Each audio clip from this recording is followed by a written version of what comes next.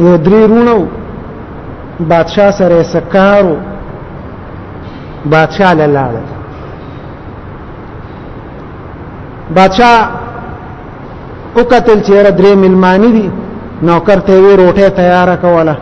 او د لری نه راغلی دي مکلفه روټه ولا تیار کو روټه په اخرى د بادشاہ حکم هغه ولا خچیلی لال ک پچیلو کې غرمه کې خچیلی او کته وغه ولا لال ک او غیر اول کې خو دوت دا دریوانه رونه دي دا ناشتي روټه خوري نو دا یو ورور وای یرا په دې غوخه کې د سپیشایبه ده هغه بل روري وای دا روټه چې ده نو دا بیماری خزي پخ کړي ده حایزه و دا روټه هغه پخ کړي ده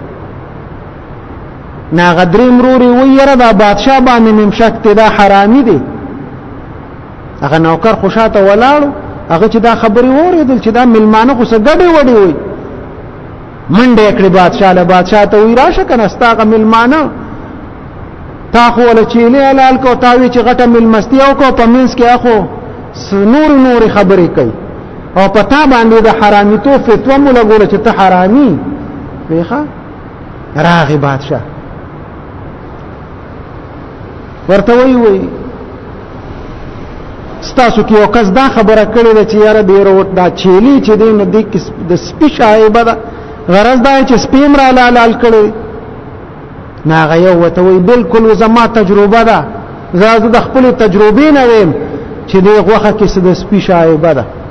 هغه د رمي مشر راغوخته ویلکه دی کې څه چل دی دا چيلي کمزه هغه وته وی بادشاہ سلامت دا چيلي دا هغه چيلي دي چې کله دا اوشو نو مور مړشوا نو بیا یو سپیلنګ و نو ما د اغه شو د برولو دلبه می ورکول او دی می په دا چيلي می په لوي کړي نو دا یقیني دا دې خبره ټیک کړي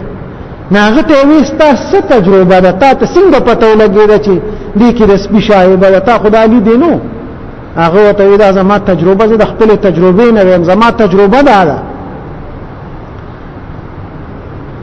چې دا ګډو چيلي او غوا میخه د دې د आवाज غچوي د غوخي د پاسه د غوخي د پاسه आवाज غي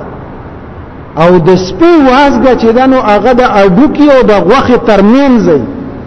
نو د دې چيلي غوخه چې د आवाज غچوا ناغه د غوخي او د اډوکی ترمنځ و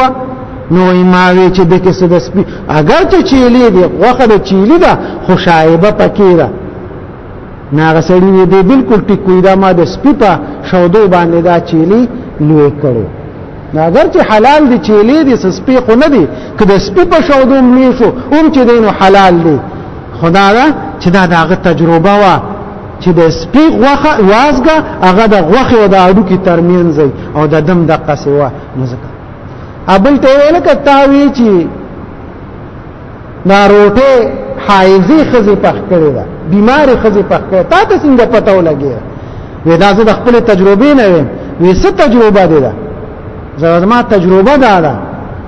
چې روټه چې بیمار خزه پخه کی هغه داسې ګوتو کې ترمذي وې ما چې روټه راوغښتو داس اوس په دې مونږ نه پیګو چې را دا یقیني ده کنه دا خدا داغه تجربه وا چې د حایزي خزي روټه چې پخه کی هغه لاسو کې ترمذي هغه بل ته وی لکه تا خطرناک خبره کړې تا وی چې بادشاہ حرامي دي زه حرامي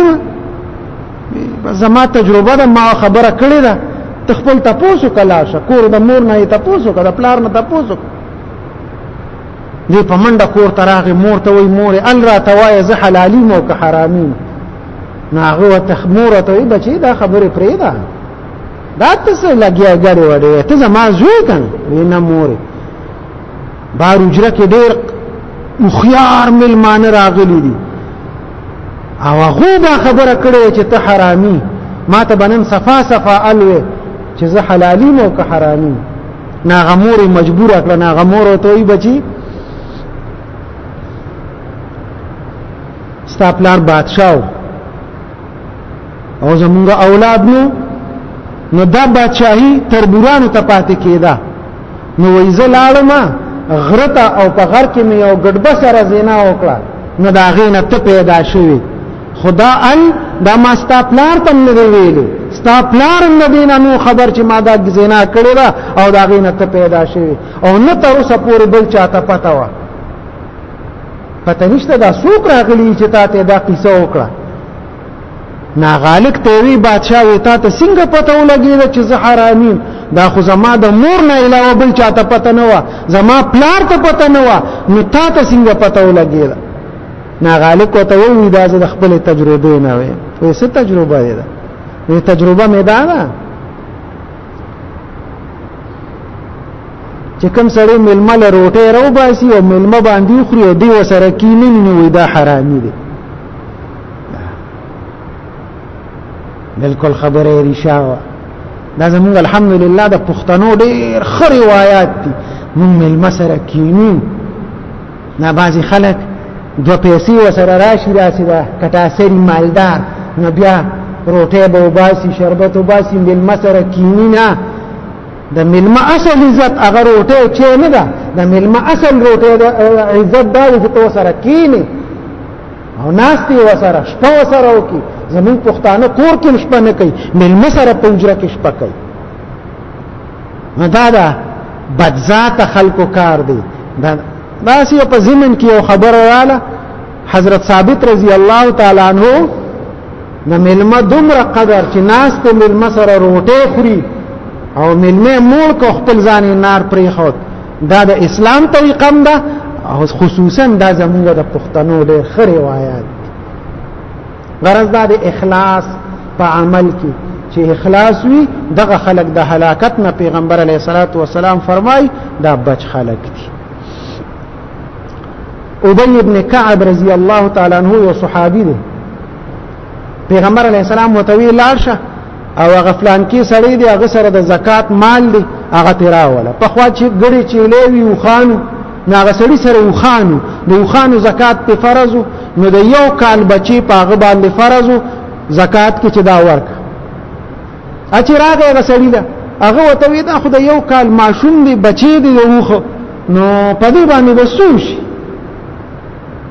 د مسلمانانو بیت المال تزي نه دا خو ډیر وړو کې په دې اسم نکېږي دا غټه اوخه دا ځان سره بوزه یعنی دا اخلاص د وجنه زکات ورکوم خمال ورکم اوس دا ماشوم بچی دی په دې بسوک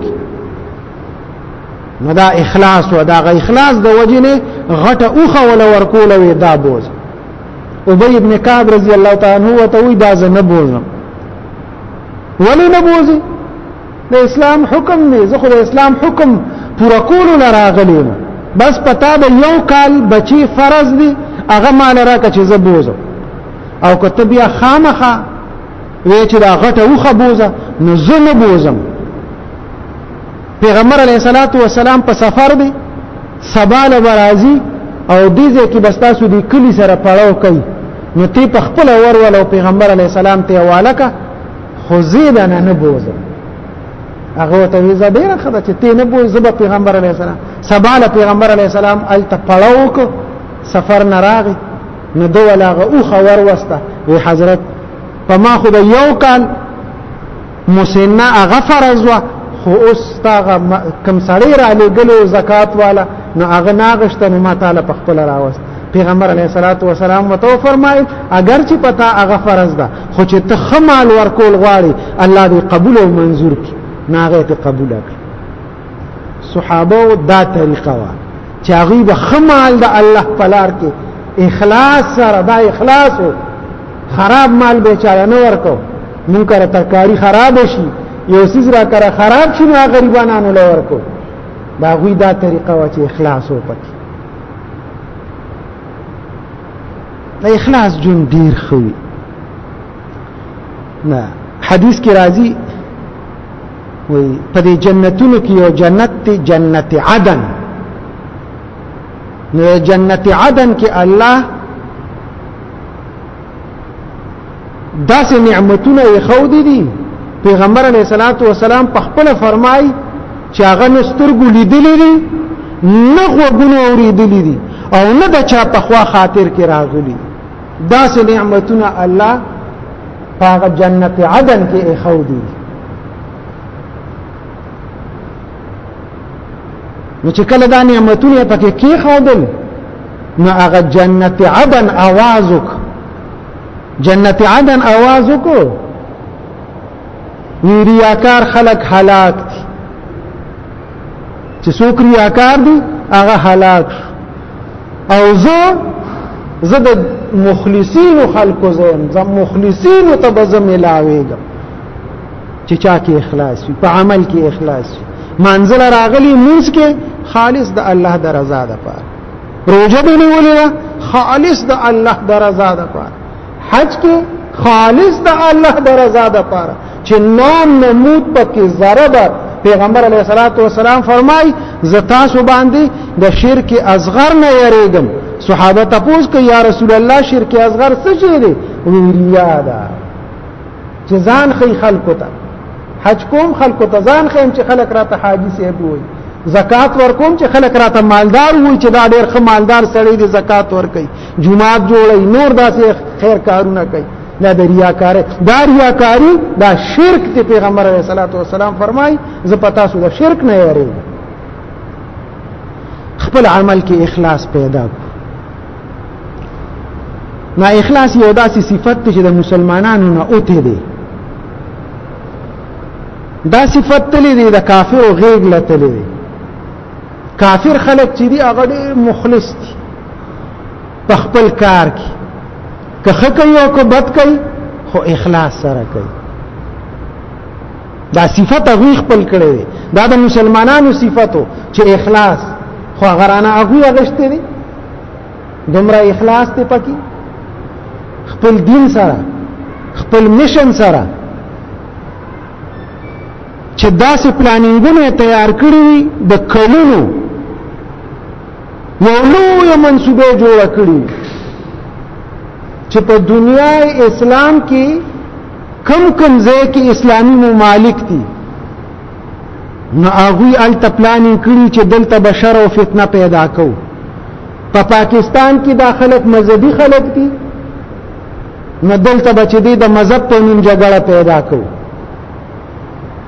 یو بل ملک دی هلته چې دی نو د دولت ریل پول دی نو هلته به دولت په نوم باندې دولت تقسیموي او لګیا دي خلک یې په فتنو په فساد کې اچولي هر ځای کې کتلي دي او اقا انداز سره هلته کار کوي او د مسلمانانو خلاف لګیا دي تاسو وګورئ په دنیا کې چې کوم غټ غټ مسلمانان مشران د هغوی د وجلو کوشش شروع دی دا پرون بل ورځ د فلسطین د حماس یو ډېر لوی مشر اسماعیل هانیه هغه ملک شهید دی په کوم ځای کې ایران ته راغلی دی دلته وته منصوبه جوړه کړه چې بل ځای کې نشو ګیرولو دلته وته منصوبه جوړه کړه مړې فلسطینیان خو اسیم غریبانان په تکلیف کې هغه نور په مصیبت کې اخته کړل مشر چې سړی مرشي د هغوی حوصله کمزوري شي الله دې د فلسطینیانو حوصله نه کمزوري کړي دا هغوی خپل کار سره اخلاص دی لګیا دي دا اخلاص سره دا کار کوي بل طرف ته زمون مسلمان دومره بیکاره شوی دی چې د مسلمانانو قاضي وي چیف جسټس وي داغه دا حال وي چې د مسلمانانو جذبات مجروحه کوي زمونږ قاضي القضات سے چیف جسټس سے دا ویلي دي چې کله پیغمبر توهین یو سړی بار په میدان کې کوي نو بیا خو جرم دی او کنه په کور کې دن نه کوي نو بیا جرم نه دی پیغمبر ته کنزل کول په کور کې دن نه دا جرم نه دی جرم دی کنه دی جرم دی زما پیغمبر ته وسړی پټ کنزل کوي او ښکارا کوي په کور کې کوي او کبار کوي دا جرم دی دا د مسلمانانو قاضي القضات دی دا چیف جسټس دی زمونږ فیصله کوي په عدالت کې او دا غوی دغه حال چې د مسلمانانو د پیغمبر متعلق او د مسلمانانو جذبات خرابوي او دا خبرې کوي نو موږ مسلمانان خپل اسلام سره مخلص نه یو کنه په خپل پیغمبر زړه درد دی کنه نو زمونږ د مسلمانانو د اخلاص دغه حال ټول مسلمانان په دې فیصلو باندې خفه دي موږ هم د خفګان اظهار وکړو او یو مسلمان چې په بل خفه نشي او په پیغمبر خفه نشي دغه د فلسطینیانو مشر باندې موږ خفګان اظهار کوو پیغمبر علی السلام فرمای دا ټول مسلمانان په دنیا کې دا د یو جسم پشان دي که په جسم کې یو حصہ درد کوي او تکلیف کوي ټول بدن وسره کوي که په فلسطینیانو باندې تکلیف دی نو دنیا ټول مسلمانان هغه که تکلیف محسوس نکي نو په خپل ایمان دی یری نو کومه په خپکیږي نه په دې باندې نو په خپل ایمان دی یری ګزنه په ایمان کې بیا شک دغه رنګ د پیغمبر علی السلام په توحید باندې پس په کوالي باندې که چېرته موږ ته درد او تکلیف نه ملاويږي نو بیا زمونږ په ایمان کې شک دی نو په دې خبرو باندې موږ خفایو ټول مسلمانان په دې باندې د خفګان اظهار کوي نور خو سکول نه شي دغه خفګان کولی نو چې خفګان خو پیو هر سړي زړه درمن شي په دې باندې چې دا خبرې نه دي او بل لک شانتزان کې غیرت هم پیدا کو کړه ما یو ځل مخکې هغه جمعه کې ویلو مې د پیپسین او د دې سيزونو د اسرائیل مصنوعات دي الله گواهی دا دکانداران زمونږ مسلمانان دي دا زمونږ مخې ته زمونږ کالونی دکانداران دي تاسو ورشه د دې په دکان کې وګورئ پیپسی پروت دی او ما وته مې روري ختم کې خو نور مروړي نو بیا وی دا خلک یې غواړي ته مروړه خلک یې نه غواړي د بار نه دی وروړي کنه او زمونږ د ایمان د حال الکه دا نوري بوتل اوس کنه او دا څه فرض ده چې خامخا ته بوتل اوس کی خدا زمونږ د ایمان کمزوري دي زمونږ کې د پیغمبر په نوم باندې غیرت نشته نو نه دغه دکانداران مسلمانان دا خیال ساتي چې را دا پیپسي زولې راوړم بس پیسو کې غرض چې مال پیسې راشي او یو دکاندار وایي چې نه دی بل سره نو مال به څوک نه راځي نو هغه هم راوړي بیا دا بل د زده راوړي اخر مسلمانان یو لک شانتي حیا ځان کې پیدا د دوه پیسو د پاره د اسرائیل مصنوعات استعمالو حیا او شرم راکې نشته او په موږ په سوال څه شرک په موږ راپورته چې موږ پیپسي سکو الو دې نسکو کدا موږ ونسکو نو مړ ټول ته بایکاټ وکړ ټول لږ ایمانی غیرت ځان کې پیدا کړي د خپل مسلمانانو دا دکانداران مجبور کړي په دې باندې چې د اسرائیل مصنوعات بوروړې نه لدل په دې موږ ګونګاري او غریات ساتو دا خبره زما اصلي نه دي دا حقیقت چې په دې باندې موږ ګونګاري موږ نور څه کولو شو jihad له خوان ته نشوتلې نو چې دلته موږ دغه غیرت مونږ کو نو مطلب دا چې اصلي مسلمانین په نوم مسلمانی ده ګیریم پریخي دی او حجونه هم کړی نور په ایس باندې نه یو بس کلک بایکاټو کې په فلسطینیانو باندې درد غمجن شي چې ردا مسلمان دي دته تکلیف ته زه دلته د سره همدردی کوم نو نور همدردی نشم کولی یاره راشمه د اسرائیل د مصنوعاتونه زه بایکاټ کوم یا چې دین زه ولې دوه رکعاته نفل کوم یاره دغه مسلمان د مسلمانانو یو مشر هغه مرشد دی شهید کړي په دې دربه سره او یوازې هغه نه داغه د خاندان ټول خلک یې وجلي دعا او یا کسان که څومره دا داغه د خاندان که یولس دولس دغه دا ټول شهیدان شوي دي غول خاندان هغه د فلسطین د لپاره قربان او موږ دغه قرباني یو پیسې نشو پرې خاوري اسرائیلي مصنوعات نشو پرې خاوري او سبب موږ داوی کوو چې یاره موږ خو ډېر غټ مسلمانان یو پزان باندې رحم وکړو دا الله په بندگانو باندې رحم وکړو او لک شانتي د ځل کې خپل درد پیدا کړو د اسلام سره مسلمانانو سره په دې مسلمانانو باندې خفش الله دې مالم د عمل کولو توفیق راکړي او الله تاسو لم د عمل کولو توفیق راکړي سوال دا کوي چې د هر پیغمبر نوم خلق پزان باندې دی محمد پزان دی عیسی نمشتا موسی نمشتا یاره دا د لوط علیه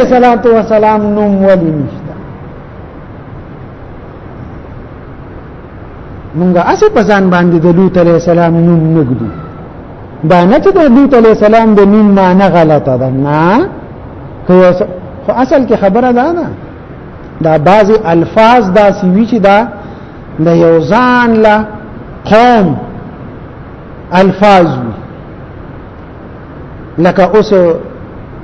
په پښتو کې بعضي الفاظ وي هغه مونږه د لونو نوم مونږه یګدو داسې ګوره عائشه یګدو زینب یګدو رقیه یګدو وغیرہ وغیرہ خو ګل مکه نګدو شیرینه نګدو دا د بعضي قومونو نمونه دي د خاص قومونو نمونه دي هغه دغه نمونه دي خو زمون علاقه کې رواج نه دي نو مونږ ګل مکه نوم نګدو شیرینه نوم نګدو نو دقه سیدا لوط علیہ الصلوۃ والسلام لوط نوم معنی غلطه نه ده نه دا د علاقه او خپل ځان لمنونی کنعان نوم دی دا سه نور نمونه دي چې هغه علاقو کې په هغه جبو کې خودي شي او په بعضي علاقو کې نشي خودي نو ځکه موږ د لوط علیہ الصلوۃ والسلام نوم چته پچ خو چا کې خود پیغمبر دی هیڅ قباحت پکې نشته او لوط نوم خودي شي اساله خو بس دا غوي پورې خاص دی او دعا په جواب باندې کې شریح حاجات پورا کی ظالمانو مفسدانو په مان کې اوساته دا سونه مسائل بیان شو الله دې په عمل کولو توفیق راکړي زمون مردگان د اسلام دی الله وبخي بیمارانو ته دی الله شفا ورکړي زمون حاضر جمع سه شریح حاجات کی الله دې ټول شریح حاجات زمون پورا وګرځي صلی الله